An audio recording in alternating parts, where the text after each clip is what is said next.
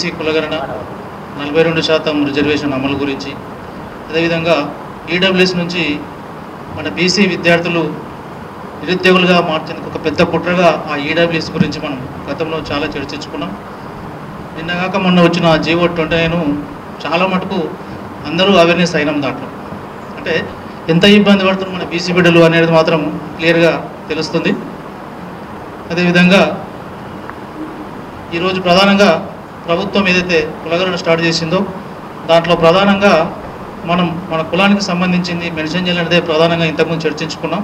రాజ్యాధికార దిశగా బీసీలు ఏ విధంగా ముందరికి వెళ్ళాలి, మనము అధికారం ఎప్పుడైతే అనుభవిస్తామో ఆర్థికంగా, సామాజికంగా, రాజకీయంగా ముందడుగు వేస్తామనేదే ఒక ప్రధాన ఎజెండాగా మనం ముందుకెళ్ళాలి.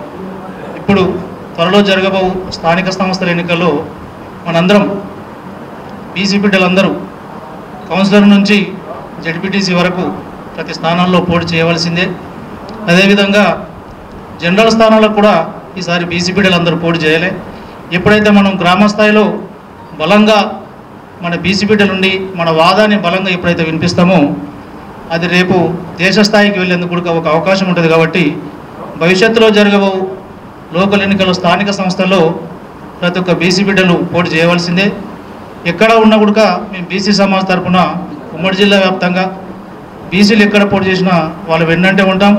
మాకు పార్టీలు ముఖ్యం కాదు, వ్యక్తిగతంగా బీసీలు ఎక్కడ పోటీ చేసినా వాళ్లకు సంపూర్ణంగా మద్దతు తెలపడమే మా బీసీ సమాజ్ ప్రధాన ఎజెండాగా మనం గత అసెంబ్లీ ఎన్నికల్లో, పార్లమెంట్ ఎన్నికల్లో కూడా చూసాం. మాకు పార్టీలు ముఖ్యం కాదు, వ్యక్తులు ముఖ్యం. బీసీ భావజాలాన్ని మేము నలుదిక్కులా వ్యాపింపజేయాలనే ప్రధాన ఉద్దేశంతో మా రాష్ట్ర అధ్యక్షుడు సంగం సూర్యరావు గారు ఏదైతే ఎజెండాతో ముందుకెళ్తున్నాడో దాదాపు 20 సంవత్సరాల నుంచి అనుకుంటా నల్ల షర్ట్ వేసుకొని నిరసన తెలుపుతూ ప్రతి మీటింగ్లో బ్లాక్ షర్ట్తో అటెండ్ అవుతాడు. అంటే సారు ప్రధాన ఉద్దేశం ఏంటంటే బీసీ రాజ్యాధికారం ఎప్పుడైతే చేపడతాడో ఆ రోజు ఆ నల్లంగి నుంచి విముక్తి తీసుకుంటారని శబ్దం చేసి ఈరోజు నల్ల షర్ట్తో అటెండ్ అవుతాడు సార్. దానికి ఒక బీసీ బిడ్డగా మేము గర్వపడుతున్నాం.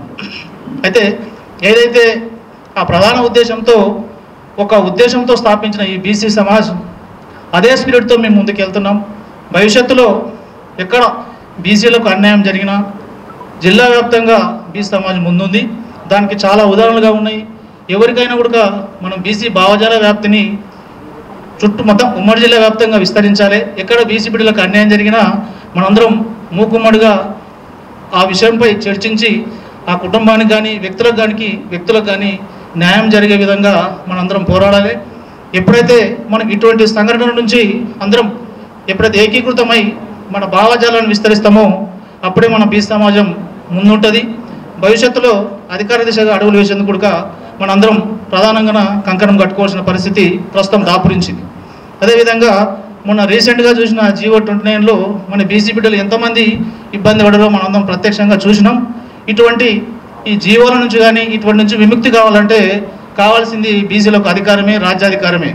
కాబట్టి రేపు భవిష్యత్తులో ఏ ఎన్నికలు వచ్చినా బీసీలను గెలిపించుకునే బాధ్యత మనందరం తీసుకుందాం.